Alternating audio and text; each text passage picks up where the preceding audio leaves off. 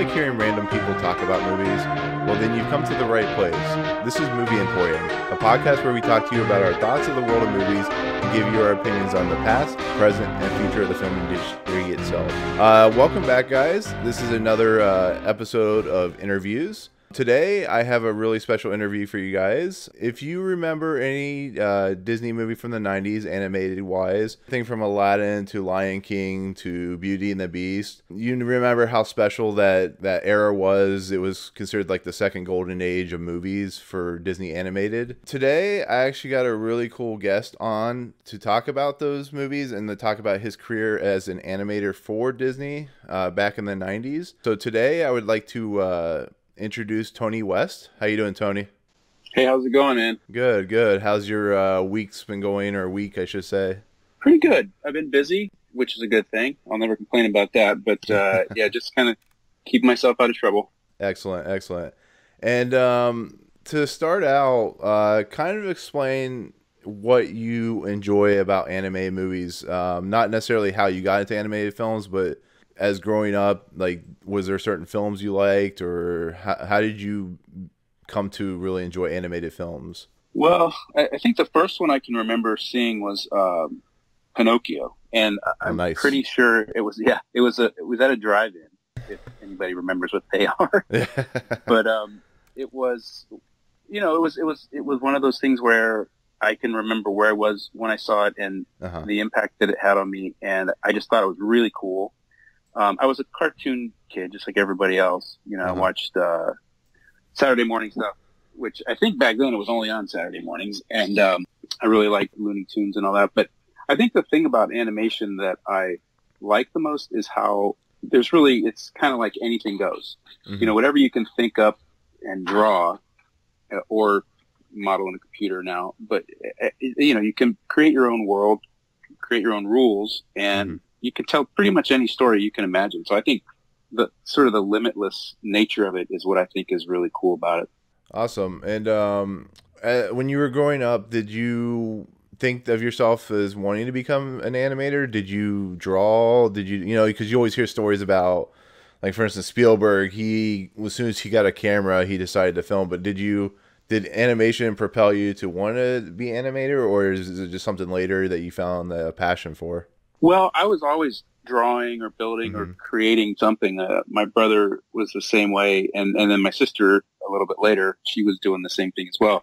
But we were lucky kids, I think, because I have friends whose parents didn't really encourage them to be creative, and I get the economy of that, because there's the concern, if you're a parent, that you might never be able to make a living as a creative person, which I'm living proof that can happen. And, but I was lucky. We always had stuff that would help us with our creativity. Like, I remember Play-Doh and Lincoln Logs and, crayons and all that sort of stuff. So I always liked to do that. And then I, saw cartoons and learned about Disney, and we went to Disney World the year after it opened for the first time as a family. Oh, nice. Yeah, it was something else. And I sort of right then thought, this is what I want to do for a living. I want to work for Disney. And I saw, it was on one of those Disney shows, the Sunday night shows that they used to do. And there was an old film, I think it's called The Reluctant Dragon, but in one of the versions of that film has, I believe the guy's name is Robert Benchley, and he tours the old Disney animation studio, like in the Walt days. And it was really kind of cool to see people drawing and painting and that kind of thing for a living. And that's when I sort of got this idea that maybe that could be a career possibility for me. Now, did you enjoy, like, the styles of was it the Nine Old Men? Is that how kind of, like, did you go off that, or was there another artist that you really enjoyed growing up? Yeah, I think the Nine Old Men they were still kind of in their heyday back then. I was a kid in the 70s, so it was right after Walt had died, and they were still making movies. But the ones that I would see all the time, because back then, we didn't have home video or anything like that, so the movies would come out in the theaters every couple of years, and the ones that we were seeing were like, Snow White and Pinocchio and Bambi and Robin Hood had a big impact on me. I loved the style of that movie and 101 Dalmatians. So, yeah, I was kind of influenced by the Nine Old Men right from the very beginning. Oh, nice. Now, was there, outside of Disney, was there any animators that you really enjoyed? Is there anybody you remember? Yeah. Any, like, animated movies? Oh, yeah, for sure.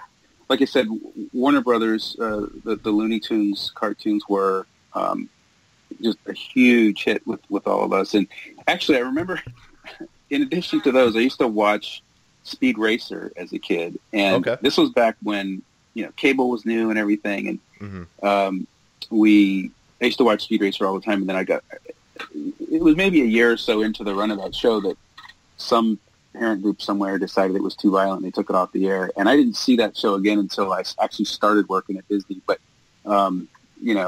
those types of shows were really big when I was a kid. And I watched any of that stuff, anything that I could find. Yeah, it's crazy to think about because you see some of the Disney films back in the early days, like you said, with Pinocchio and stuff like that. And they're incredibly dark and incredibly violent for, films that are about... I mean, Disney's known for having a more adult tone to their anime movies anyways. Mm-hmm. But the fact that, like you said, that they took out Speed Racer because they thought it was violent, but yet something like Pinocchio or Bambi or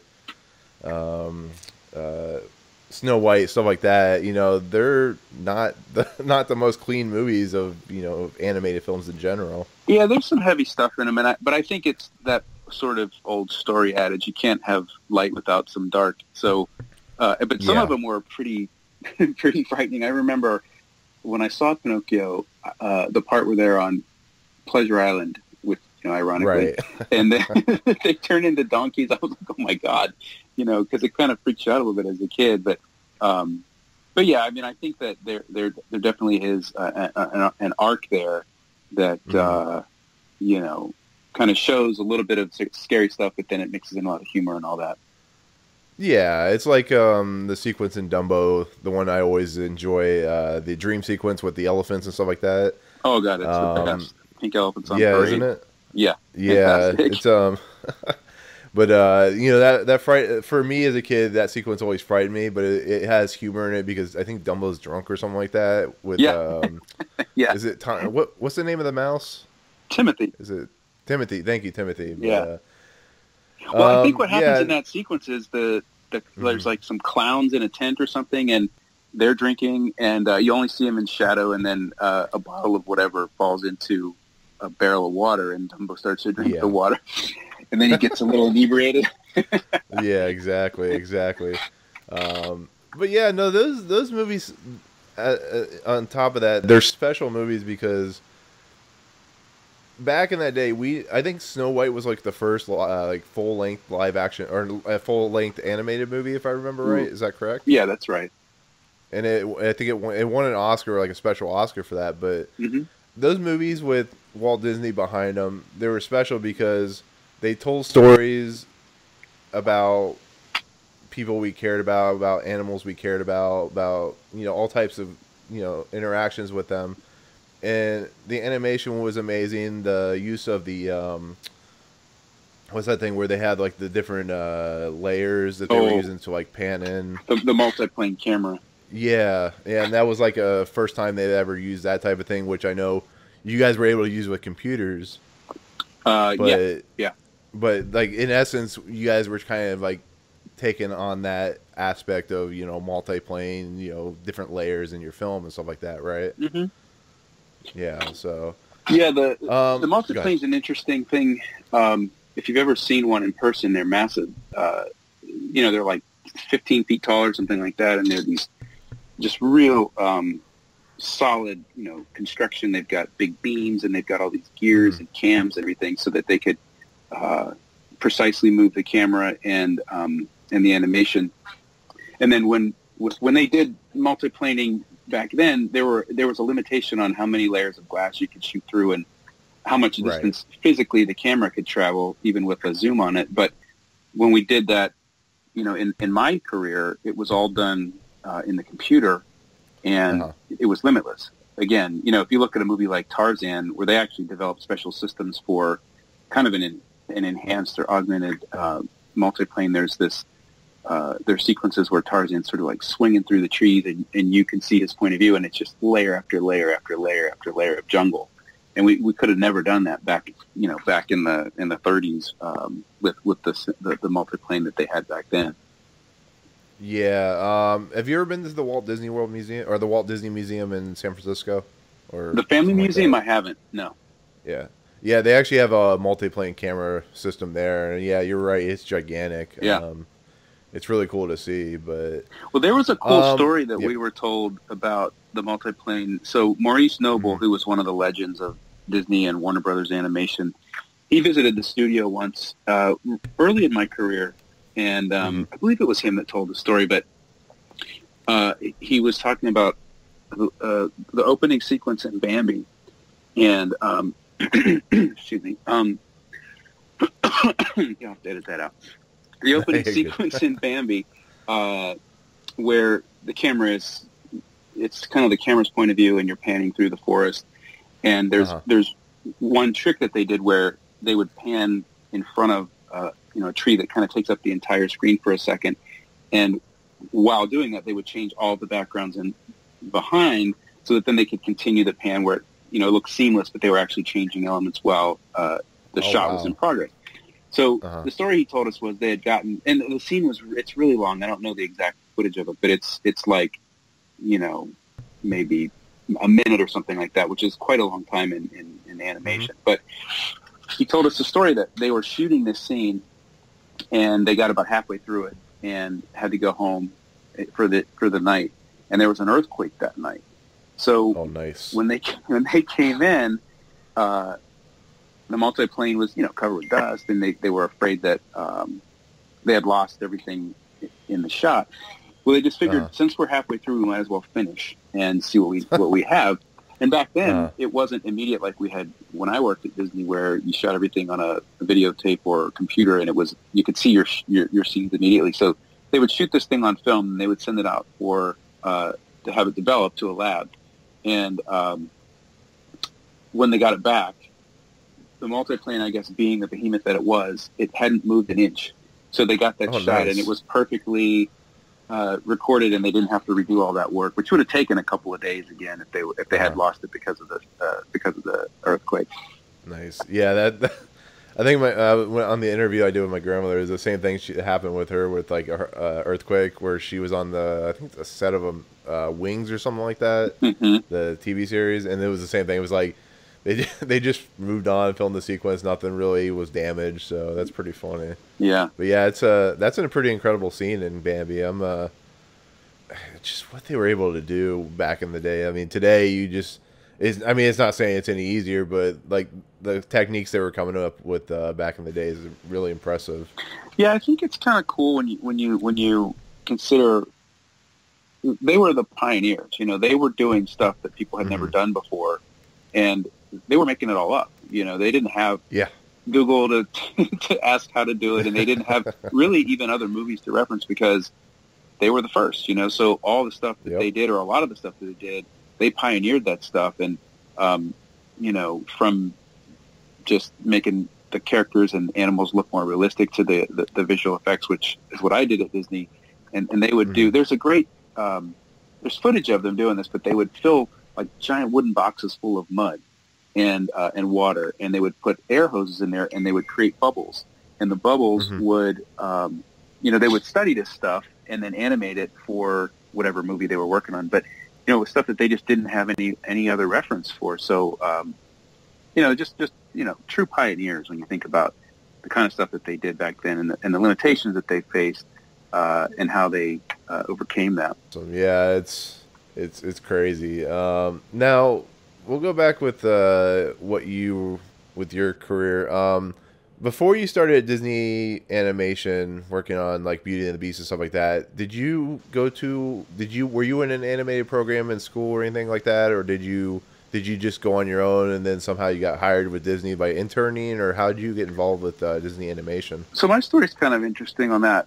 I went to an art school in Columbus, Ohio. It's called the Columbus College of Art and Design. And I know very well. Yeah, and I was And I was a student there in the 80s, and they didn't really have an animation program when I was there. In fact, there weren't even any I don't think there were any computer classes when I was there. So it was all pretty much, analog. We painted and drew and sculpted and that kind of thing. And I still always had this idea in my head that one day I wanted to work for Disney, but I wasn't sure how I was going to do that.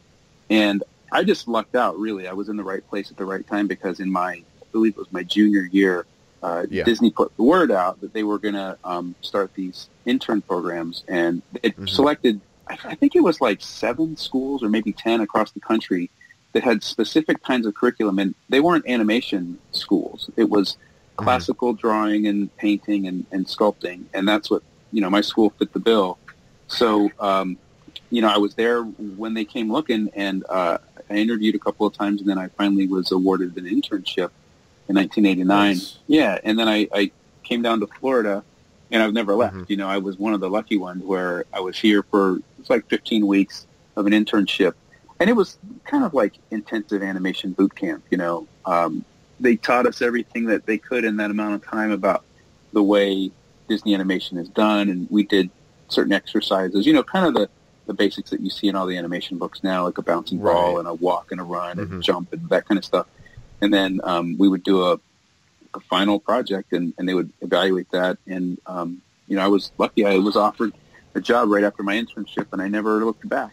Nice. Now, did you, when you started, because I know Beauty and the Beast was it Rescuers or Beauty and the Beast was one of the first films to kind of introduce computer, right? The computer, the visual effects to the computer. Was it Rescuers or was it Beauty and the Beast? I can't remember. Well, so do you mean the paint system, or do you mean like computer animation? No, like the add, not the paint system, but to add in the scene in Beauty and the Beast where they're dancing and they have that whole pan around the ballroom, that type of thing. Was that right when Rescuers Down Under started, or was that Beauty and the Beast? Well, they did some, and it was because of the technology back then. There were certain limitations, and they did what they could. But I think I want to say the first use of computer animation in a Disney feature was The Great Mouse Detective, and there's this great sequence at the end, towards the end of the movie, where they're in I think they're in Big Ben, and there's this sort of big battle going on, and there's all these gears and, the inner workings of a giant clock. That was all animated with a computer. But when I first started at Disney, we were working on the Roger Rabbit short called Roller Coaster Rabbit. And a lot of the roller coaster and some of the cars were animated with computer, but they were animated in a computer, but the way we got them on the film, because I don't think at the time there was a direct transfer method. This was the craziest thing. They had this massive printer. There actually was a plotter.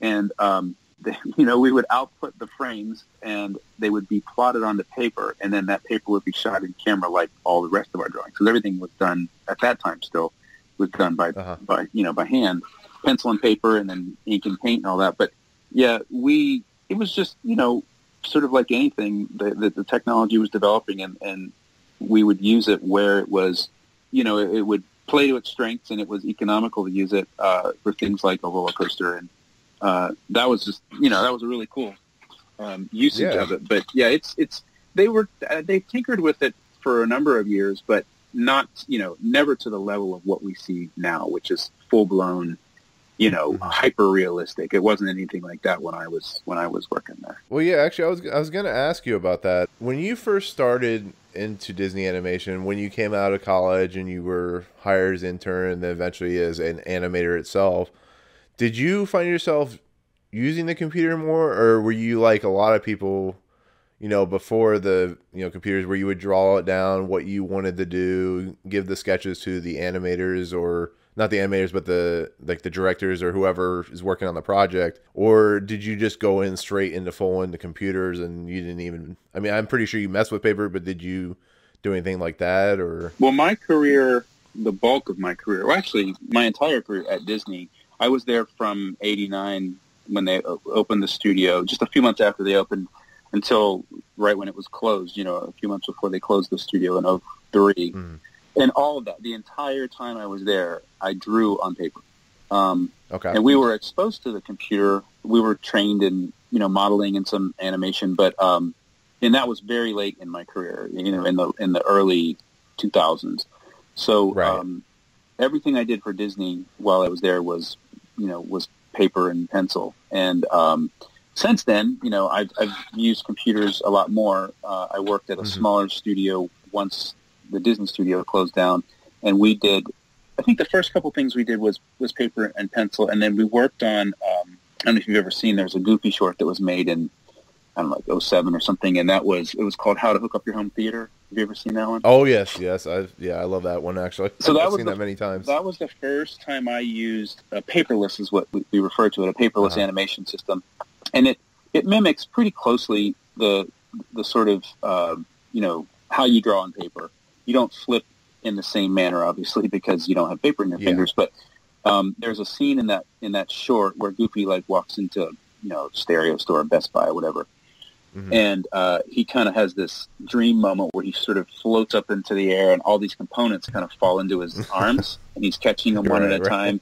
Well, I got to animate all that stuff falling into his hands. Oh, that's cool. And it was given to me as something, that I was supposed to do on paper, and I just kind of thought it's going to take a lot of work to get this done. And what I did was, I did one drawing of all the components. And there was, I don't remember how many, there's probably 30 or 50 or something like that. And I timed myself. And then I did the same exact drawing on the computer system, on the Cintiq. And it took me about a third of the time to do the drawing. So I pitched that to the director of the studio, and he was like, yeah, let's give it a go. Let's see how it works, And I was able to animate that scene in near record time for me. I was never the fastest guy in the room, but it was one that, it really opened my eyes, because up to that point, none of the paperless systems I'd ever worked with had ever been, I didn't think, that great. And this was the first time where it seemed like this is definitely a tool we should be using. So that was the first time I ever used it. Oh, awesome. Now, do you ever go back to wanting to draw on paper at all, or do you feel like the computer is just the easiest and best way to go now? I think it depends on the situation. Everything I've worked on since, that Goofy short, everything I've worked on from that point forward has been a paperless system. But there's nothing like drawing on a paper with a pencil. There's a tactile sense. It's almost like sculpture, really, but you can feel. You can feel the texture of the paper and the tooth of it, and how the pencil is wearing down. And there's just a real, I guess, tactile is the best word to describe it. Yeah. But some of the systems that you can use now are getting close to that, but there's still a little bit of a disconnect, in my opinion. But recently, I had to sit down and draw on paper, and the first thing I tried to do was pinch to zoom in on a line. I'm like, what am I doing? So I think I've kind of made this transition where if I draw on paper, I don't know if it would be for work, but if a project came along where that's what they wanted to do, I would definitely do it again. Yeah, definitely. It's like I can definitely write and type on the computer, but having a notebook sometimes to jot down notes or just to start writing, because I'll write for my Star Wars podcast. We do radio drama, so I'll write out a script on the computer, but I always jot down notes of what I want to talk about and what I want to do with it. Yeah, and it always sometimes feels better than being on the computer, I guess. Yeah, and I think it's what you're comfortable with, honestly, because there is definitely a quality that analog stuff you just can't get digitally. With as cool as all the digital stuff that we have is, there's just something that you lose, and it's not, I don't know, it's necessarily a bad thing, but it is what it is. It's a different animal. Right. It's one of those things where, because of the way technology goes these days, it's not art that, I'm sure in school, even today, they still make them, write on paper, but it's a lot of times it's easier to teach on a computer because you can do more things quicker and easier, and they've built a lot of systems now, especially what Pixar's done, what ILM's done, even what Disney's done, that makes it easier to render hair or render skin or render whatever you're rendering, and you can't do that as much with a piece of paper as you can do with a computer, but it doesn't belate the fact or that paper is always sometimes the better option, I guess I could say. Well, it's interesting. It's a great point you bring up. I'm thankful that, in hindsight, I'm thankful that when I went to art school that computers weren't pervasive, or really they didn't exist in any meaningful manner when I was in art school. And I learned how to mix paint, with like physical paint, and draw with a pencil and a paper, and sculpt with clay. And I think those are unique experiences that a lot of people miss now, when the only exposure they have to that sort of art is through the digital experience. And I think, I would encourage anybody to try to mix paint with a brush and, on a palette. It's because it's a different experience. Now, it's the same skill set. It's just it's like a different way of doing something. I can't think of a good analogy, but it's something I'm glad that I had that experience, that exposure, and that experience, because I think there's a lot of people that come out of art schools now that just don't really get it. They don't have it. Yeah. It's interesting. This is going on kind of like a different tangent, but when I went to see Eighth Grade, which is the new movie that Bo Burnham directed, and it's about a girl who's in 8th grade now, and they're in a classroom, and the teacher just turns out the lights of the classroom, and all of a sudden everybody just opens up their computer and starts typing. So there's no like pads or pens anymore. Everybody's just typing, but. It's kind of like what you said with the coming out of art school. Everybody's learning on computers and stuff like that, which is funny. But yeah, and I don't have a problem with that, honestly. I guess I'm just saying I'm glad that I had that experience. But yeah, no, I get what you mean. But it's great that the tools that we have now. I would have gone nuts to have access to this stuff when I was a kid. My gosh, you think about how much more advanced kids are these days. I mean, I see portfolios a lot. And I'm just blown away by the talent level for people that are so young, and I think it's awesome. I really do. I think it's fantastic. And one more thing about the analog to digital thing. The first time I went to Pixar, to the studio at Pixar, we were given a tour, and probably 90% of every piece of art that was on display in the public accessible areas was all analog stuff. Either sculptures or paintings or collage, And I think they're pretty unique in the way they do what they do, because I think they really pay kind of homage and respect the the sort of analog world that came before them, because of how important it is to the entire process.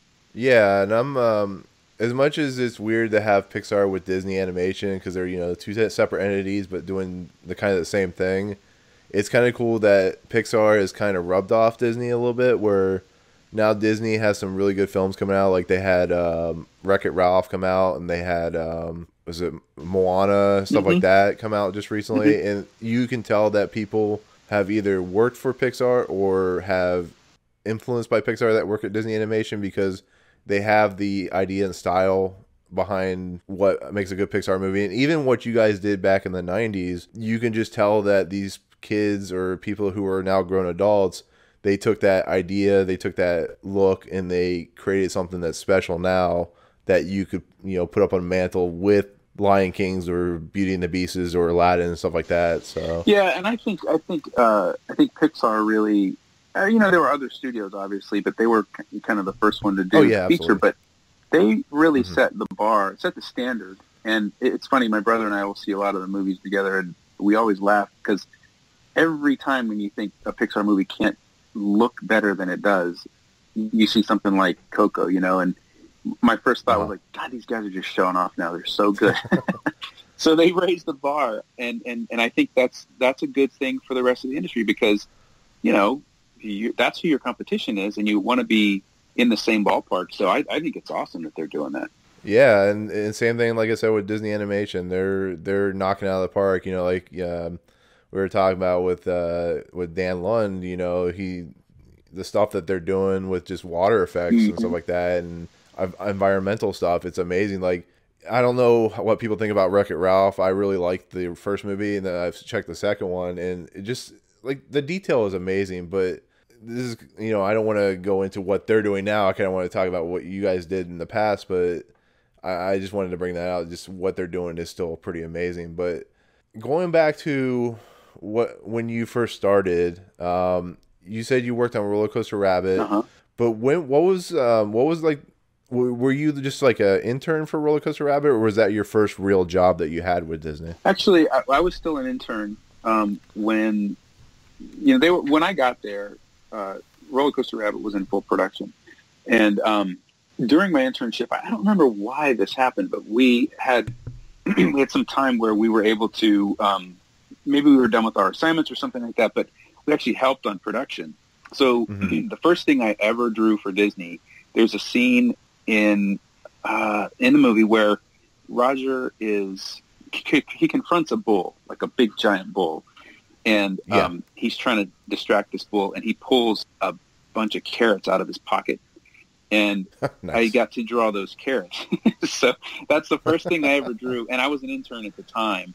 And then, so this is actually kind of interesting. So there were eight interns in my class, and because I wanted to work in visual effects, they just happened to have space for an effects animator, and I was hired right off. But they said to me in my exit interview, they said, "Hey, look, we don't have a space in our budget right now for an effects artist, but we will on the next production. So you can either, go home for 3 months and then come back and we'll start you on the next project, or if you want, we can find something for you to do. It just won't be in effects." And they said, ink and paint needs help. And I was like, I'll work in ink and paint. I didn't care. So I figured, why not? I'm here. Let's make some money and learn something new. So I did some effects stuff, and I think I even did some character in between, just a few, but mostly I helped ink and paint on that movie. Okay. Let me ask you this. Beauty and the Beast and Rescuers Down Under, when did they first go from conception to actually starting to animate? Like, what's the time frame, and how far before the movie comes out are these movies starting to be animated and worked on and all that good stuff? Well, in my experience, it was always around from, the first story concept till the premiere in the theaters. It was like a 5-year cycle. And the first couple years were spent writing a story and perfecting the story, and then the first visually artistic part of the production is the development team, where they start to develop the look of the characters and the environments, based on the script that they have. And the interesting thing about animation is it's always this, it's kind of like a work in progress until they have to finish. So right. We work on it until you can't work on it anymore, and you have to finish it. You have to basically land the plane because there's a release date, So, but when active production starts, like animation, layout, all that stuff, it's usually like a year, maybe 2 years, but year and a half of real intensive production to get the thing finished and ready to be put on screen. Actually, a really interesting story is throughout production, they'll show us like a work in progress reel, and it's a cool process because you get to watch, a movie be made from basically still drawings, like storyboards, all the way up to the finished product. And at various stages throughout production, sequence will be replaced with rough animation, and then a few months later that'll be cleaned up animation, and then some color, and then even some production dialogue and music and all that. But the last screening we had of The Lion King, it was almost a completely different movie than what was released, because a lot of the funnier bits towards the end were not in that last screening. And I'll never forget, like, we saw the movie and we thought it was, good and everything. But when we went to the crew premiere, we were like, God, where did this movie come from? And we were a partner studio with California. So most of that movie was done in California. Yeah. So, we weren't necessarily seeing everything that they were on the same, schedule as they were. So, But for us, being a satellite studio in Florida, it was just like, wow, this stuff can change almost overnight, And it became, obviously, it was one of the biggest hits ever in animation. Yeah. And, but yeah, it was interesting to see that process go from, basically nothing to this massive hit. And, so to answer your question, it's a long process, very labor intensive, but the real, in the trenches stuff doesn't happen until the last probably year and a half or so. Now, when you are involved with the movie, how long do you work on the movie? Do you work on it up to the movie has to be locked in and printed? Because back in the day there was no digital cinema; it was all film. Did you work up until that moment? Because, like, for instance, when they do video games, they have to get to a certain date, and they have to stop there because they have to print the CDs or the games, the DVDs or whatever they call Blu-rays. Is there, do you start from literally the beginning of when they start doing the rough animation, drawings, and stuff like that, till that point, or do you stop at a certain point? Well, it's a tough question to answer precisely because the schedule is always kind of in motion, but there are milestones where, they lock the reels, and once the reels are locked, you don't make any changes to them. But we know generally speaking when production is going to start and end on any given production, and sometimes, for whatever reason, things will have to be extended by a couple weeks or a month or whatever. But usually, once a release date is set, it's very costly to change things and miss those dates. So, it's a credit to the production staff, the production management staff, to keep the train on the tracks, because there's just so many moving parts. It's almost really hard to kind of give somebody an idea of how collaborative the whole thing is, and just how all these, figuratively, all these clocks have to chime at the same time to get things done, because, you've got tons of different people working on, the pictures that I worked on, maybe 500 people would work on these movies. So, and it's a ton, and now you look at a movie like Coco or something, and there's probably 3 times that amount of people. When you look at the credits, they take like 10 minutes, But exactly. As far as scheduling goes, there's a very serious, very detailed production schedule, and the goal is to hit all of those milestones. So you have to have a certain number of footage animated by a certain date, or you're in danger of missing your release date. So there's, on the scale that we did it at Disney, there wasn't really a lot of guesswork. Everything was planned down to as much as you could do, plan it. If you're in a smaller studio and you don't have the same sort of budgetary constraints or, release schedule constraints, that kind of thing, you can be a lot more, have a lot more leeway with the time that you have. But for a big production like, say Beauty and the Beast or something like that, there's a serious pressure to finish things on a very specific time frame. Now, so did you do anything with Little Mermaid at all, or was that Dan that I was talking to about that? I know you guys both started about the same time. Mermaid was...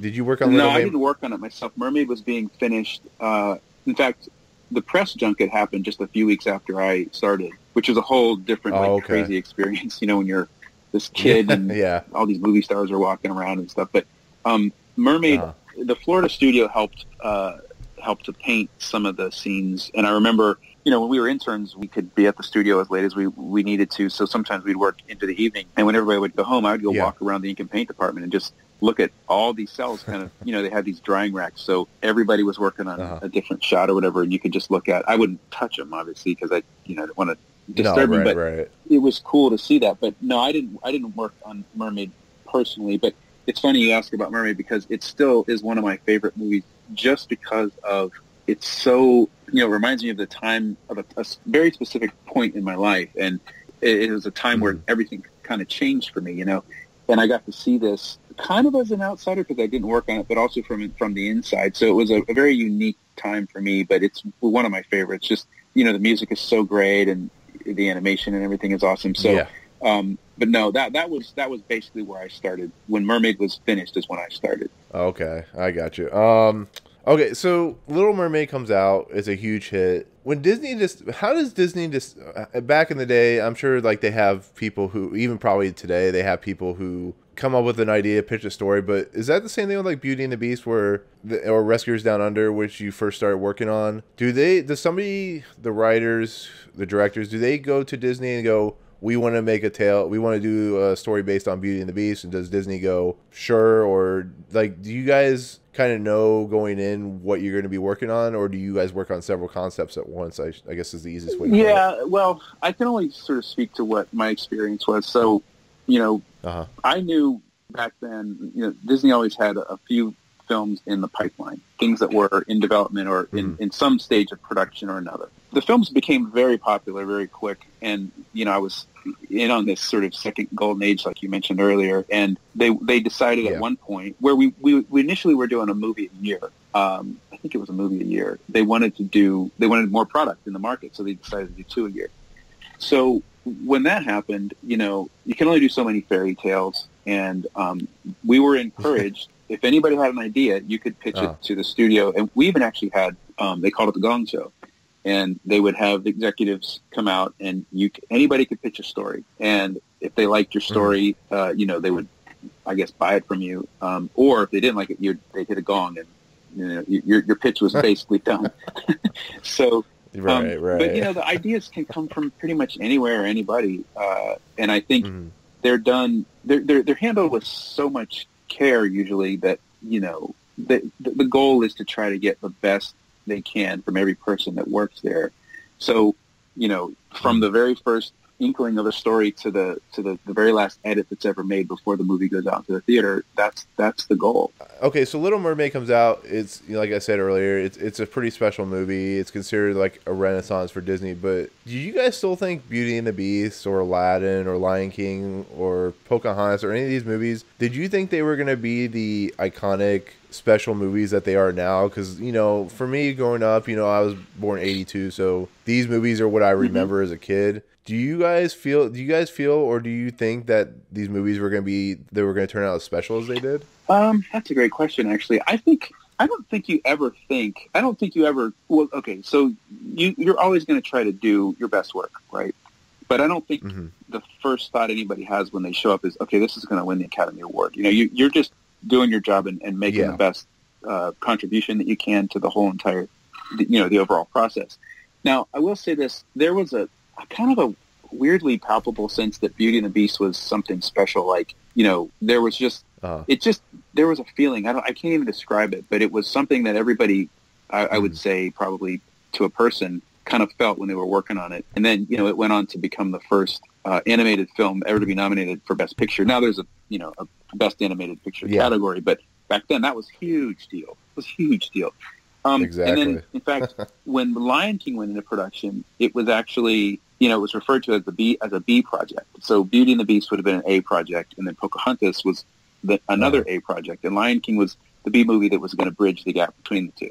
And nobody thought or knew that Lion King was going to do what it did. And I think, honestly, that if there was a way to predict that, you'd be a trillionaire, a zillionaire, because I think studios are always looking for, I don't want to say a formula, but I think they want to know what it is that makes an audience tick, obviously, so they can make these giant blockbusters. But, man, it's just, all the parts have to come together at the right time and space. And, it's impossible to say what's going to hit, what isn't. But yeah, I don't know. I didn't ever really sit and think about this being the next big blockbuster. I just thought about, the next shot that I was working on. Right.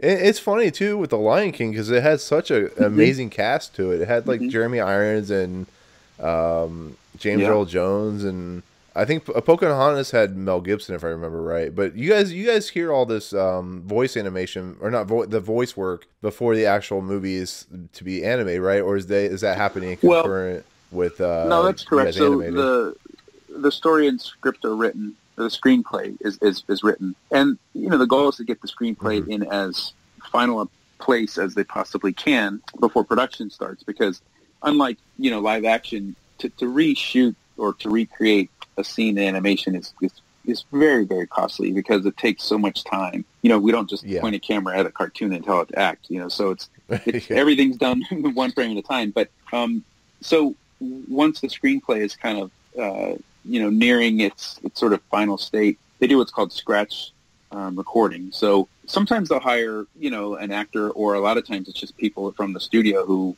have a great voice or something, and they'll record the lines and they cut them in to the storyboards. So it gives a sense of timing and, a sense of just how a character might say something.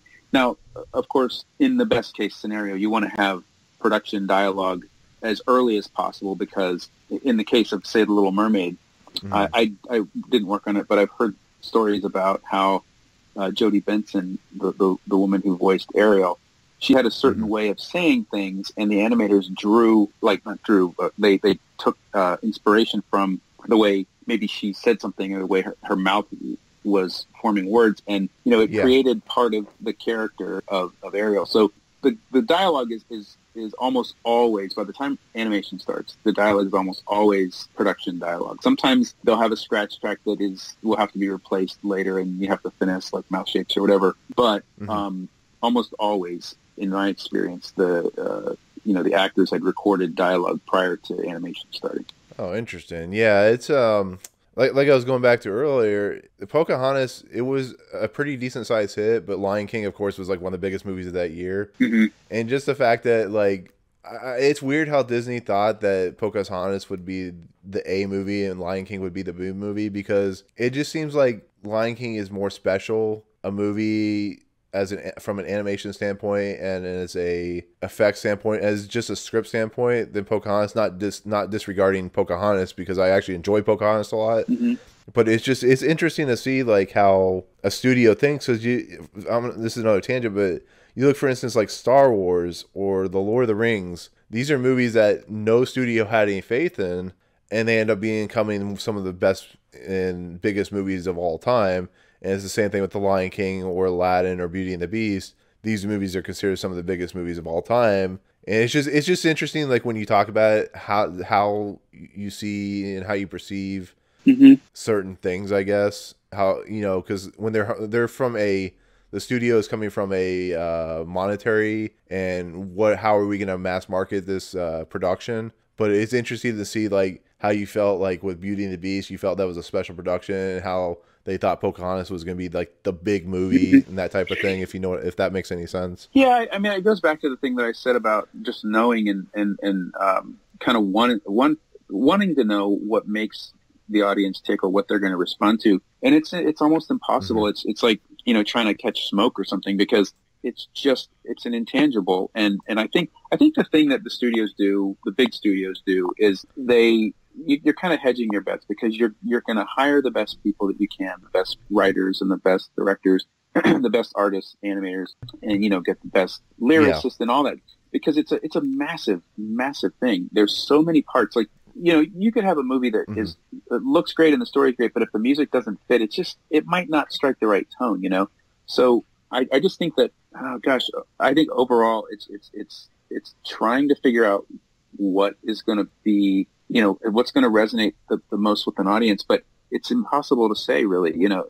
I think there's so many examples in the history of film where this hit turned out not to be a hit.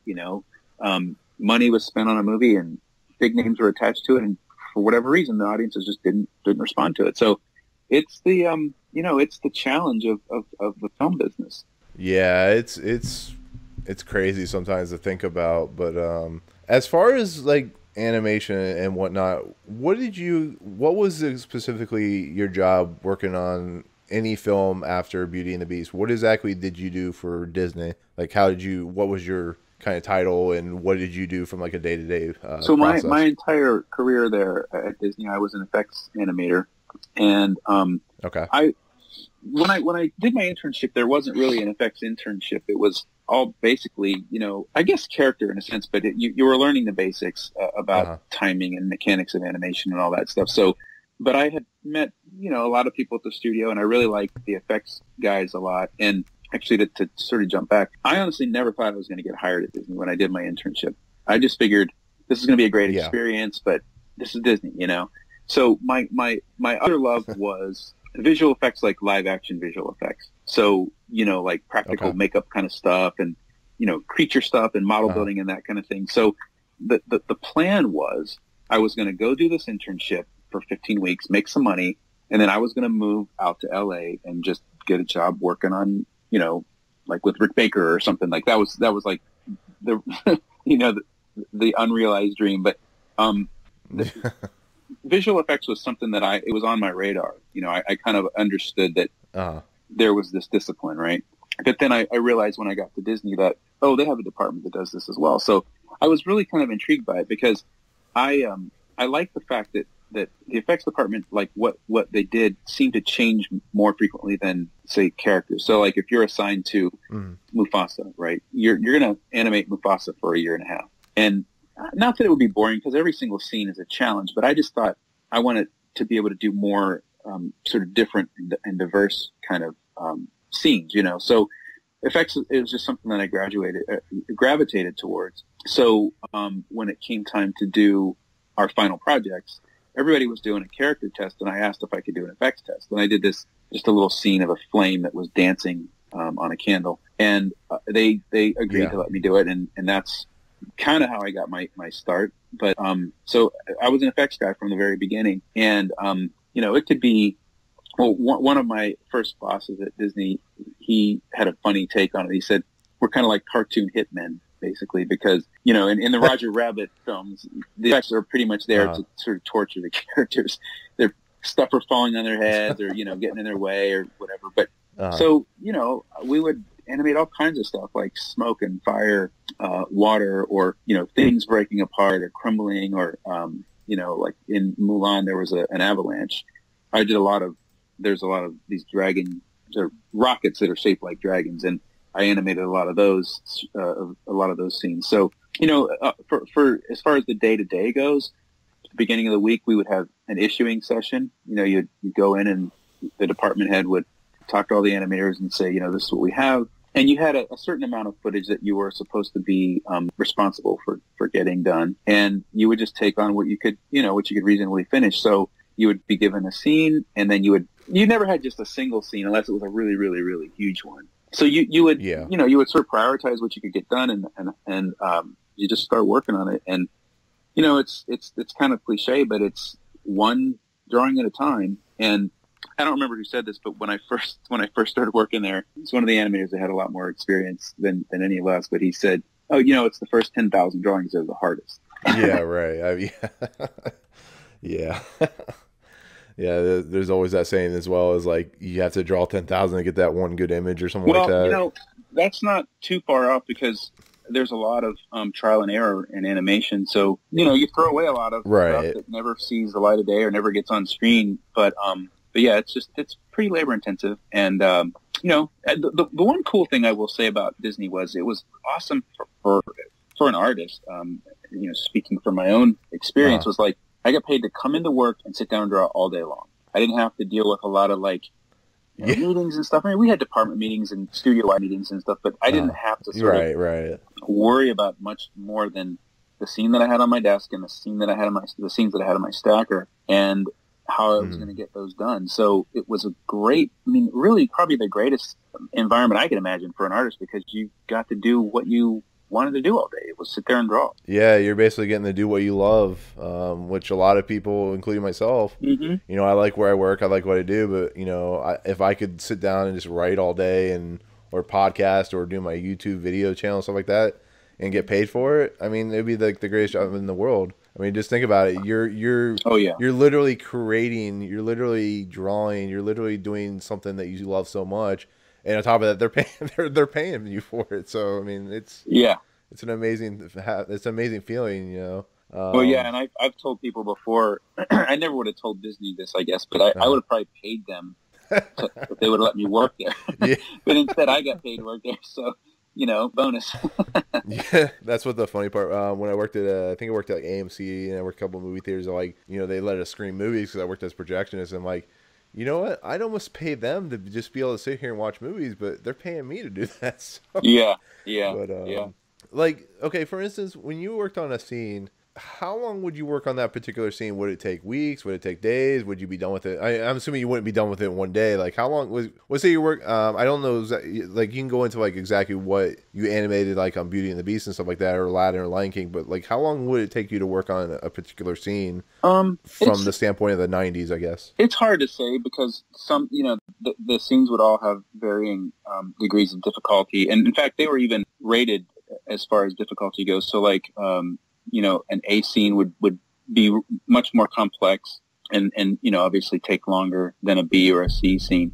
Yeah. But they would try to distribute those around so you had an even number of A's, B's, and C's so you weren't being bombarded with all the hardest stuff on a movie. Right. So, a really complex scene and also the length of the scene factors into how difficult it is because, for when I was working there, it's 24 frames per second. So if everything is animated on ones, which means one drawing per frame, you're looking at 24 drawings for 1 second of film. And then if you can get away with twos, which means a drawing every other frame, you can do 12 drawings per second. But that's if you're only doing one element. So let's say, for instance, Mufasa is walking into a scene and he has a tone or a shadow. He's casting a shadow on the ground. He's got a tone on his body, which, kind of like looks like a shadow that falls on his body.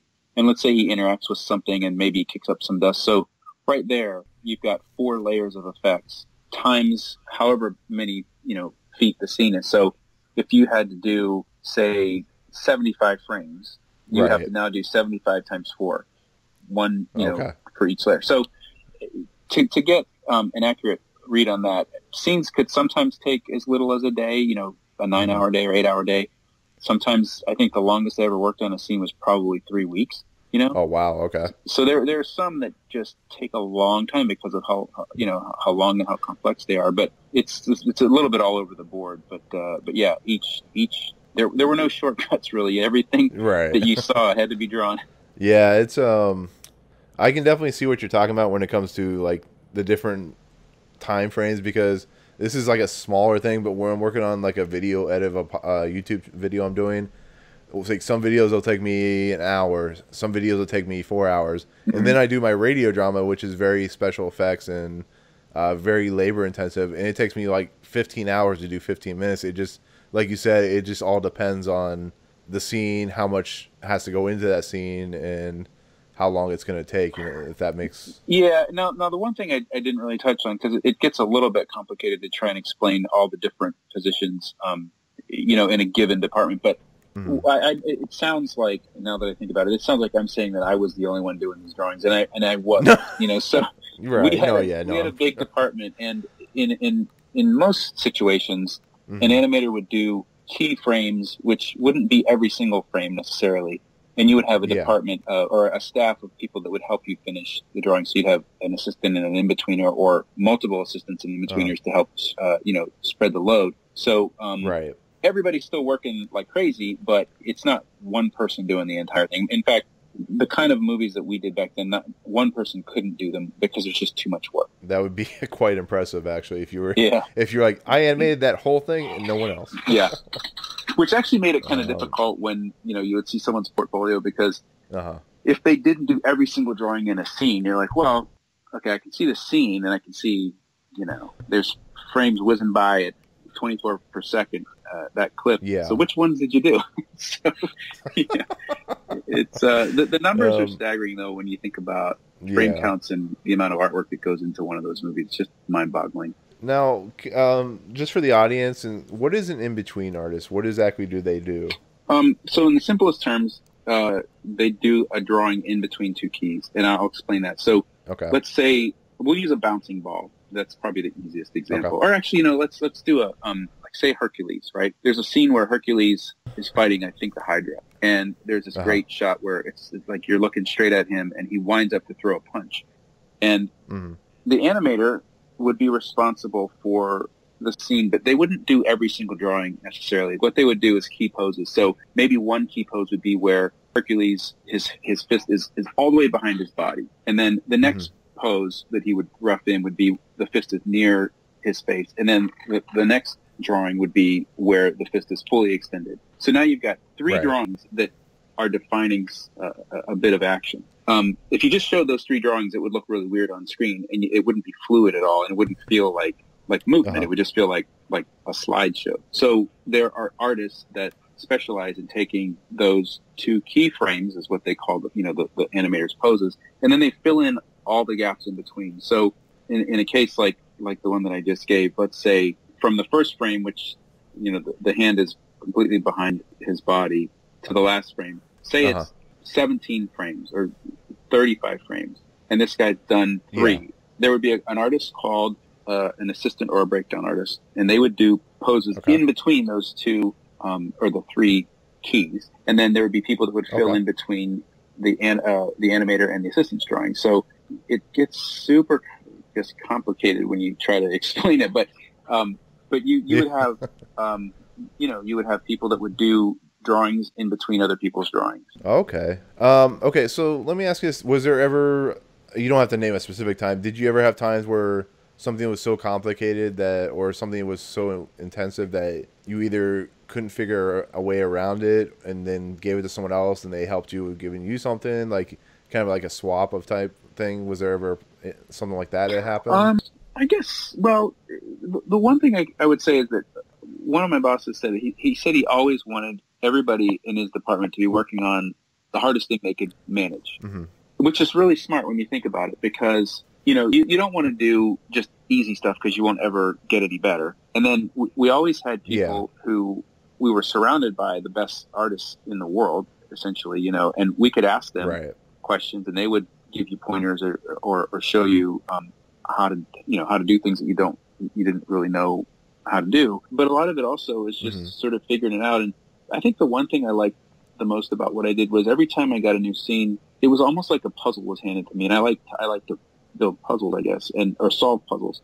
So you had to look at it and figure out, you know, how exactly were you going to do this? And you got a lot of input. So, you know, the director would have notes, or you'd actually have a meeting with the director and they would tell you what they wanted out of the scene. And then you would talk to other animators and then you would just start roughing things out. So you had as much support as you could imagine and you know, as much as you would need to be able to complete the task. But occasionally, like, I don't know if people would give scenes the way that they couldn't do. It was maybe they were too busy to take on something else and someone had finished something and needed some work. So you would trade off scenes like that. But yeah, we were always given stuff that was challenging, but we were able to handle. Okay. Yeah, that makes sense. That's why it's a collaborative effort. You know, sometimes if something you can't do or something you're too busy doing, somebody else can help you out. So, which is cool. So let me ask you about, so Lion King, Aladdin, Beauty and the Beast have come out. They're gigantic movies. They're Oscar winners, all that stuff. And then you start getting into stuff like Pocahontas, Hunchback of Notre Dame, which I think is highly underrated. I agree. You got Mulan, which they're not considered the top tier like Aladdin, Beauty and the Beast, and Lion King, but they're still great movies. And then you got stuff like Tarzan, which I think is actually one of Disney's best movies. I enjoy that movie. I enjoy everything about the movie. This is an era where, you know, you could really tell that computer visual effects were starting to take kind of over a little bit on top of traditional animated or traditional 2D animation. Can you talk about what that was like in essence of how it made you guys feel from going from something like Beauty and the Beast, Aladdin, Lion King to that type of that animation, I guess? Maybe is the easiest way to put it. I think I know what you're asking. So, like I said before, where you don't necessarily like wake up every day and think that I'm going to work on the next Academy Award winning movie. You know, when a movie goes out and doesn't maybe do as good as the last one did necessarily, I don't think it's something that I really ever focused on. And I'll just speak for myself. The cycle is such that when a movie was in the theater, we were already on to something else. And it's not like you don't know what's happening because, right. You know, when a movie does well, they have all these, you know, there's like a big celebration when it hits a certain, you know, $100 million or whatever. So you definitely know when something's doing well, and you know when it isn't because you don't have as many parties. But it's, you know, I don't think I ever sat and focused on it. You know, like, oh gosh, this movie didn't do so great. What's going to happen now? You know, because there were so many productions in process at the same time. So it wasn't something that I focused on, but there was definitely this feeling that things were kind of changing because technology became more and more a part of what we did. Right. Not that that's a bad thing, because in most cases it made things either faster or more efficient or, you know, arguably cheaper, I guess. But it was kind of funny because people would come to the studio and they would be given a tour, and you always hear somebody say, well, you know, we use the computers, but we can't really replicate the drawing that we do with the computer. And then it seemed like almost overnight that all changed. So, right. You know, technology caught up really, really quickly, which isn't surprising because of the nature of technology. But, you know, just even, well, I guess it's kind of in its, you know, middle stages of the development of technology now. But things changed in a probably a 5-year period more rapidly than I ever would imagine. You know, because we went from having, you know, a plotter with literally like ink pens drawing out an animated roller coaster, a computer animated roller coaster, to like 5 or 6 years later having the first Toy Story movie. Right. You know, talk about whiplash. it changed so fast. And then, you know, there was an effort to try to keep everybody as immersed in that as possible. But sometimes you just don't have the time to sit and learn the tools when you're under, you know, the pressure of a production. So yeah, understandable. Yeah, but it was definitely something that we all saw coming. You know, I don't think anybody thought they would close the studio down in Florida or anything like that. But it was, and I wouldn't necessarily blame it on technology. In fact, I wouldn't even know what to blame it on. But it was something that we definitely saw on the horizon, and in the effects department at least. And I also pretty sure they did it in character. Mm-hmm. We were given, I think I said earlier, training on the computers to sort of basically broaden our toolbox, essentially, you know, our skill set. Right. Yeah, it's to its detriment and to its push forward of like animation in general. Pixar and DreamWorks, they both kind of pushed the CGI visual look, and it kind of hurt Disney until they came back with stuff like Frozen, Wreck-It Ralph, and there was a movie beforehand, I forget, but it's interesting to see like the transition that Disney was starting to go through after Brother Bear, for instance, with stuff like Chicken Little and Bolt and stuff like that. But the stuff you guys were doing, at least up until that point, until the Florida property closed down, you guys were still trying to, you guys, like you said, you were still working on the next project, but you guys were still trying to create that Disney feel to the movies. If, like, for instance, Mulan, Tarzan, the underrated Emperor's New Groove, Lilo and Stitch, stuff like that, they still feel like Disney movies. They still feel like movies that you could watch in the 90s and be proud of. Like Lilo and Stitch, its character is one of the more funnier Disney characters, but he could fit with the genie or like Thumper or stuff like that, you know, back in the day. Right. And it's fun to see that these characters that were being created. I mean, even Brother Bear, you know, Rick Moranis and I can't remember his partner from Two Canadian. Oh yeah, what is his it's name? Just it's like Dave something. I can't remember, but it'll come to me. You guys were but you guys were still creating fantastic, awesome characters on top of the animation you guys were still producing at the time. Yeah, I mean, but, I think that you know, when we were still working on the traditional hand-drawn type movies, when CG started to happen, and it was kind of happening all around us, and it was, you know, I think almost inevitable that that Disney would jump into that. But the thing that I think is interesting, most interesting, is I could see a movie like, and it's one of my favorites visually, Finding Nemo. Oh yeah, absolutely. That's a movie where I think it would have probably done just as well if it had been a hand-drawn movie, because you know what it boils down to, I think, is what kind of story are you telling and what kind of characters have you developed. And if you can do that in a compelling manner, that's going to be something that grabs your audience. I don't know if necessarily the style in which you do that is as important as the story that you're trying to tell. And no, that's okay. I think there's some movies that maybe lend themselves better to one medium or another, but I really think it should be like a story-driven thing. If it's something that would look better, you know, as a drawing, then do it that way. But having said that, I understand from the studio standpoint that, you know, there's a bunch of very specialized equipment that you need to do animation the way I did it, and our desks are a perfect example. These big behemoth like desks that were, you know, it's a very specialized tool for us to use. It's just something that takes up a lot of space in a studio, and if you don't have people using them, then you don't want to have them around, I guess. But, you know, so, and of course, even if we were doing those kinds of movies right now, we wouldn't probably use the paper and pencil setup like we did. It would be a paperless, and we would draw on Cintiqs, which, you know, all the animation I've done since I left Disney has been on a Cintiq for the most part. So, but I think that the you know, I just think that the type of movie should not necessarily be driven by one medium or another so much, because I think it almost feels like people don't think of the kinds of movies we used to do as modern, let's say, you know. So it would be kind of the equivalent of telling a painter that, hey, this thing called a camera exists now.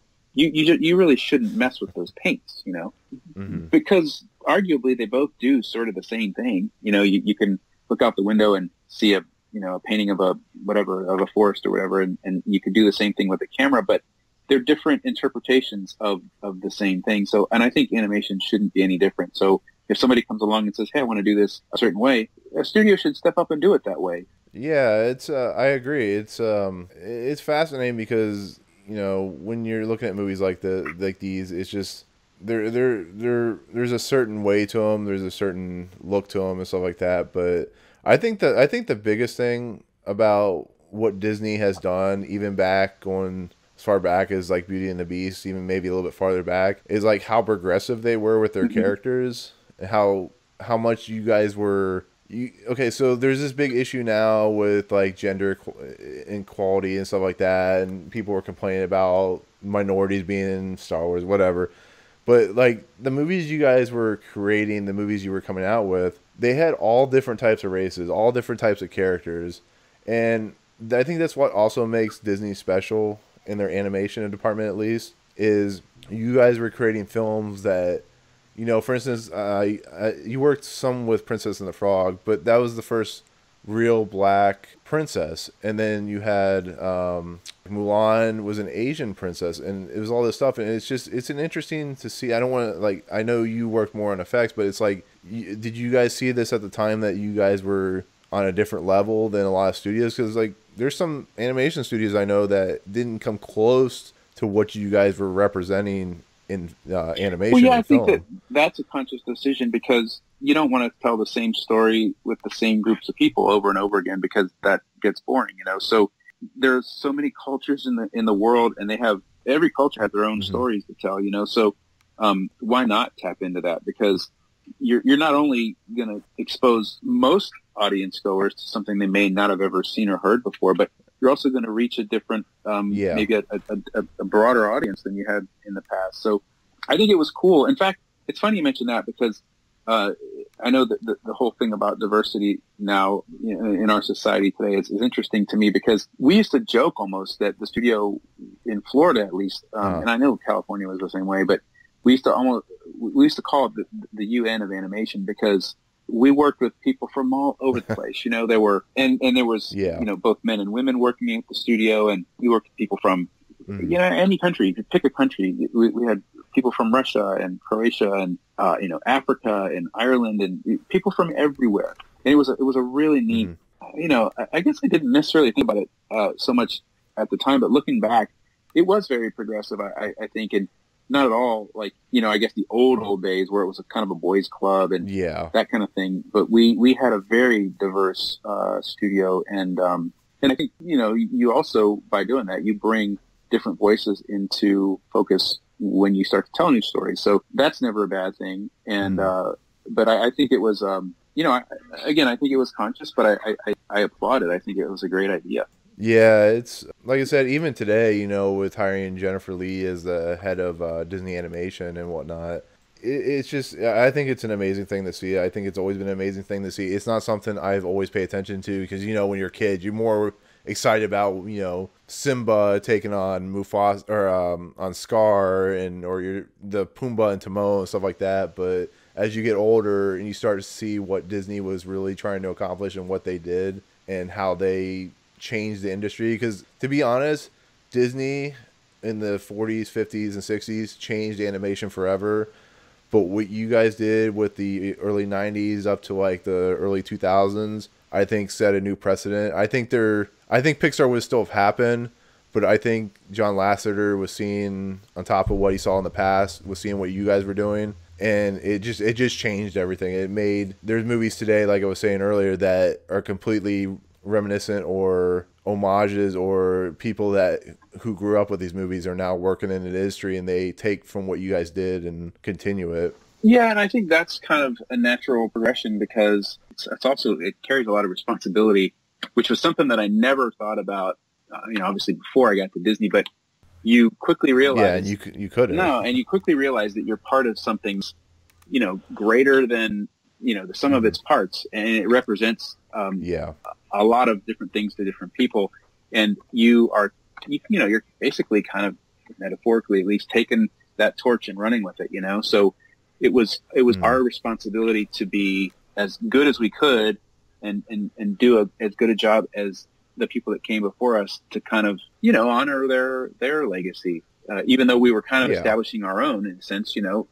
But yeah, it's you know, the thing they say in Spider-Man, what is it? With great power comes great responsibility. Oh, great power. we had a lot of responsibility because we were, you know, we were Disney Animation. So you have to be at least as good as the people that came before you. And if you're really on your game, you're better than them. Exactly. It's just it amazes me, but it's also inspirational. Inspirational was the word I was actually thinking of, and I forgot it. But so we'll kind of get into the fact that back in the day, Disney, like you said, had an animation studio down here at Walt Disney World in Florida. They were running, so you said, like concurrently with the one that's still in production in Disneyland, or I mean Anaheim, California, and it was right after, was it Brother Bear, that they kind of officially shut down? I know I asked you this before, but can you just, for this audience, just kind of explain what that felt to you guys, how that felt to you guys, like, you know, because it's pretty melancholy if you think about it, but like, what was that like for you guys to see that that production studio shut down? Well, it was something that I never would have believed. If someone would have told me that would happen, I would have just kind of chuckled, because it's Disney Animation. They're never going to close the studio, you know? Yeah. And if I was a betting man and I had $1 million, I probably would have bet every cent of it that I would have retired, you know, at that studio at Disney World. Now, you know, that's just not what happened. And it's, it wasn't, I don't think it was personal, you know, it was the entire studio. No. And, they just made a business decision. And that's the one thing that people sometimes forget, is that, you know, it's a publicly traded company and they have to make decisions that affect the bottom line, basically. And they're answering to their shareholders. Now, I don't think the shareholders were the ones that were saying we need to get rid of 2D animation. It's just that things had changed, you know, and, sign of the times, basically. Now, having said that, it wasn't a great feeling, obviously, you know, and it was actually really bizarre. Like, I think the one thing that I can say about the Florida studio, that the sort of magic of that place was, you know, there were a couple hundred people at the peak, and we were a really well-oiled machine. I challenge you to find a studio that was that sort of like cohesive, you know, and I think it was because we started off really small and grew as a group, you know, and I think that the real loss was the scattering of all those people, because I don't know if they could ever duplicate that, right? So yeah, of course, yeah. When it happened, it was just it was shocking, you know, like no one wants to lose their job, right? But it happened, and then we were faced with a really bizarre kind of reality where once the word got out that the studio was going to close, you know, other studios wanted to see if they could snap up some of the talent. So we suddenly went from being you know, on the same team basically, to showing up at these interview sessions, competing with our comrades for these coveted jobs. But my situation was a little unique, because Dan London and I made Dream On Silly Dreamer, kind of about, not necessarily about the Florida studio closing, but just the change in animation in general. Oh, by the way, that's a great documentary if you guys haven't seen it. I watched that a little while ago, but yeah, I definitely enjoyed it. But I'm sorry. Well, no, it's okay. But for me, I think that opportunity kind of came up right near the time that the studio in Florida was winding down, and Dan and I started to make this movie, and it became probably like a therapeutic thing, because I didn't just leave this great job and have nothing to do. I had something that was, you know, as important to me as probably anything I'd ever worked on in my career, and I was the producer of that. I also did some of the animation, I guess, and you know, I shot funneling, that kind of stuff. But you know, he and I were doing this basically on our own with a few of our friends, and it's a lot of work, you know, because well, the funny thing was we'd worked for Disney for like 15 years or whatever, and you think you know how to do what you do until you don't have this giant studio supporting you, and you've got to figure it all out, you know. So we spent the better part of a year getting that movie done, and I remember, I'll never forget when we had it cut together, the first time we saw the finished product in the edit at the post house. I was watching a movie that was about events that I had been involved in, and it was literally like watching a car wreck in slow motion, but knowing that you were in the car. Yeah, right. So it was just truly bizarre, but again, I don't really hold any grudges or anything like that, because I would. Yeah, I've done things that I probably never would have done had they not given us all the shove out the door. But you know, if it had continued on, I would have loved to have stayed there and, you know, worked my entire career there. So, but it was a very, very bizarre time.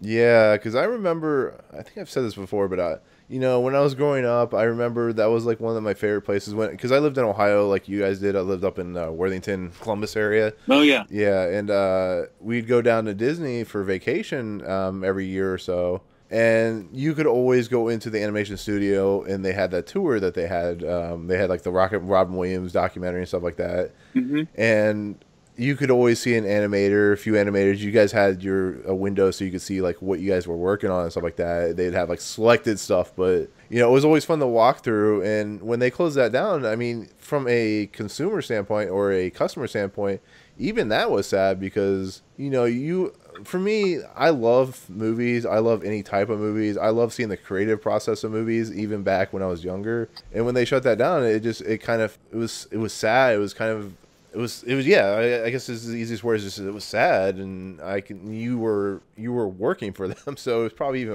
worse. Yeah, I mean, yeah, you're right. You mentioned the studio because prior to that point, nobody ever seen how, you know, animation was done on that level, right? You would see a making of documentary or something on TV, but to watch it happen in real time was truly unique. Yeah, right. And I remember when I first started at the studio, how popular that attraction was. You know, there were lines for hours to get in there. Uh-huh. And it was a little bit weird the first couple of weeks when you first started working there because, you know, you were being watched pretty much every waking hour, which was kind of funny, but you sort of quickly got used to it. Yeah, it was very unique. No place ever like it before or since, I would say. Yeah, it was. I can't remember when I went. I think you guys were just starting on Beauty and the Beast. Okay. It's like not clearly in my memory, but it's like, you know, at the time we didn't realize it was going to be such a huge hit. But it's like I said, you know, you walk through, you see, you know, they show you what you guys are working on, and like I said, it's interesting to see because you really don't realize that people don't realize that 24 frames is per second. So you, like you said, you're scratching or on the computer or pencil drawing 24 frames or 12 frames as you said. But yeah, it was just fun to see. It was, you know. Well, I think we got an inkling of that because one of the cool things that we were all privileged to was the animation studio, I guess, at least initially, was a pretty popular destination, and a lot of celebrities would come to Florida for vacations or whatever, and they would allow them to come into the studio for, you know, close-up tours, and they would be in the building and they could talk to us and everything, but a lot of them just would shake their head like, man, I can't believe you guys do this one frame at a time, because, you know, they were used to working on TV or film, and you stand in front of a camera and you act. I mean, yeah, and that it's not to sort of make light of it, because it's not like it's easy. No, not at all. Making a movie the hardest way possible is how we did it. Yeah, exactly. But yeah, no, like you were saying, it was sad to see it go. Like I said, you went on to do bigger, better things, or not bigger, but stuff I was trying to make it like sound bigger, but you went on to do stuff that you found, you know, excited you and helped you, you know, move on. But yeah, like I said, were you ever offered the opportunity to go to California to work at their studio, or was it just like, that's it, you're done, and good luck to you, pink slip, that type of thing? I think we were. The thing about California was, some people, a very small number of people were taken from the Florida studio out to California, and I think some of them still work there. But, you know, there were just a lot of people clamoring for a couple of jobs, you know, competing for a couple of jobs. So, you know, I worked for other studios during, you know, the years since, and there's opportunities out there. You know, you just have to either want to go to them or find a way to do them as a freelancer from your art. Because a lot of what we did previously you could do remotely. Although, you know, most places want to keep everything in-house because of the secretive nature of something before it's released, which I completely understand. Yeah, absolutely. But yeah, I mean, California, I don't know why I never went out there. I was given the opportunity, or the choice really, of staying in Florida or going to California when I first got hired at Disney, right after my internship. And I thought, well, I don't really know anybody in California. I'll stay here. I like all these people. So I decided never to go out there for whatever reason. And, you know, I don't regret that decision or anything, but no, it's just, you know, I think it's a personal thing that kind of happened. Yeah. And like I said, everything happens for a reason. So, like you said, it was probably one of the best jobs you ever had. Oh, it definitely was. I mean, it was, it's almost hard to talk about how great it was without sounding like a jerk, you know, because it was so phenomenal. No. I mean, I'm sure, like I said, one of the best things I'm doing right now is this YouTube channel, which is, it's small. No, it's not a lot of people watch it, but like, I'm really proud of it because it's something I'm creating. It's not, you know, the fact that you were creating. Yeah. Yeah. And there's nothing wrong with something on a smaller scale, because as you said, and some people, it may not even, you know, it may not resonate with them, but creating something of your own is a really cool and very rewarding endeavor, you know. So heck, man, if you can do it and be happy doing it, then why not? Just tell Sleep that I'll get some sleep later on. Yeah, I'm sure like when you were working for Disney, you got a lot of hours or a lot of days where you're working like many hours. So there were, I mean, it was never really like crazy, but when we were nearing the end of production, it was basically all hands on deck, and you had to get done because there wasn't any tomorrow really. Yeah. The movie theater wasn't going to wait for your movie, and they weren't going to put a movie on screen with like, you know, white spaces where there weren't any drawings. Yeah, like so, you can watch part 1 now, part 2 will come in 6 months. Yeah, no, it wasn't that at all. Yeah. So yeah, and that's what production is. You know that kind of going in. It's not like a surprise. You know that you're going to be, you know, production is like a roller coaster. There's times when it's not crazy, and there's times when it's really crazy, and then it fluctuates. So, and that's kind of I think that's the fun of it, really. Yeah, definitely.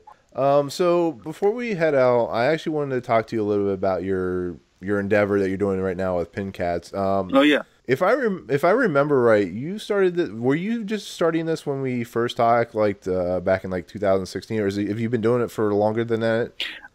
Yeah. Well, so we started it in, gosh, I want to say it was I should know this. I think it was early 2016, and okay. Well, the idea for doing it was in early 2016, but we didn't get our website done, and you know, again, we were doing something for the first time, so we didn't actually start doing business, I think, in 2017. Okay. So it's a small company. It's in its infancy still, and you know, we're still figuring things out, but it's been kind of cool. I mean, you know, pins are pretty hot right now, and we for the listeners who don't know, it's a company called Pin Cats, and we have a website, pincats.com, and what we do is we design and help people design their own custom lapel pins. So, you know, let's say you got a cool logo that you want to make a pin out of and try to sell, and you would contact us, and we would take either the art that you have or the idea that you have and make art for you, and then facilitate production and until you have a finished product in your hand, and that's basically what we've been doing for the last year and a half. Awesome. And have you guys found yourself getting a lot of cool stuff from clients or people that want specific things made? Oh yeah, it's and it's all kind of all over the place too, because we've done things for huge groups, and we've done things for individuals where it's just maybe 100 pins or something like that, where we've done thousands of pins at a time. So yeah, but it's all over the spectrum, and I'm always like amazed at some of the cool stuff that people come to us with, you know, just their use of color or their ideas for design or whatever. It's very inspiring to see how creative people can be. Yeah, and that goes back to what we were talking about. You know, when people create something, when people do something, it's amazing what the mind and what you as a person can do, and it's really cool to see that you guys are creating this, you know, their pins, but you guys are creating, you know, it's kind of like art on a smaller form. And I'm sure when the people get that product back, it makes them happy. You know, I'm sure you have to sometimes go back and fix things. You put, I'm sure you guys do like a rough design or like a rough design. Yeah, like a sketch. Yeah. Yeah, and then they like that, or they want to change it. But when they see the final product, I'm sure it's like, to them, it's like, wow. Yeah. Yeah, and I mean, that's kind of the same thing with animation. Is you really are, the goal really is all about the final product, and you know, what happens under the hood to make that thing happen isn't necessarily that important to the audience, because, you know, the audience is there to be entertained, or the person that wants to buy the product is there to buy a certain product. So it's always the finished thing that is the most important. Exactly. But that was, you said pincats.com? Yep, pincats.com. Awesome. So Tony, thank you so much for taking time out of your day to record with me and with Movie Emporium. Like I said, it's I could go on for like 4 more hours talking just about each movie. Just like, can you tell me about day 555? But Yeah, thank you so much. Oh, you're welcome. Yeah, if they want to like find your information about you through Facebook, Twitter, your websites and stuff like that, how can they reach you? I have a Facebook account, but I'm not on it very much. Right. I also am on Instagram, and my username there is Apollo 5 because the only other thing I ever really wanted to be was an astronaut. So you can find me there and reach out to me that way, or through PinCats. You know, we've got there's a form on there where you can email us or directly. But yeah, I'm around, and I had a great time talking to you too. And if you ever want to talk again, just let me know. I'd be happy to come back on and tell you some more of my stories. Absolutely. One more thing before we head out. What's your favorite movie? And yes, what's your favorite movie? That's the only thing I have. Of any kind or anime? Just in general. Just since it's a movie podcast, I like to ask people what their favorite movie is. Oh man, gosh, I wasn't prepared for that. Or should I say, what's been your favorite movie of this year at least? Oh, this year? Yeah, I mean, unless you have something that you. Well, probably my favorite movie. It's probably one of my favorite movies of all time, which I could watch over and over and over and over again. Is Raiders of the Lost Ark, the first one. Very cool. I love that. Yes. And gosh, this year, Isle of Dogs was fun. Yep. I really enjoyed that. And actually, probably my favorite movie the last couple years was Deadpool last year. Oh, nice. or a year and a half ago, I guess now. Yeah. But man, my brother and I saw that movie, and I didn't really know the character very much because I read comics as a kid, but I've gotten out of it, so I didn't know the character. But it was a Marvel movie, and we were just like, let's do it, So we checked it out, and we were laughing so hard. Like, people literally got up and moved. At one point, I was like about to choke. I was laughing so hard. So that movie was just a riot, and I've watched it over and over again. Another favorite is the original Blade Runner. Fantastic movie. So I guess I'm a sci-fi guy for the most part, but hey, nothing wrong with that. No, I'm right there with you. So, but anyways, so you can always reach me at Big Shadow 1138. We have podcasts, we have YouTube, Audio Boom, Facebook, Twitter. Everything's under Movie Emporium. If you want to email us, it's nlapola1138@gmail.com. But otherwise, we're gonna go ahead and head out, and we'll see you guys later. Bye, guys. Bye-bye.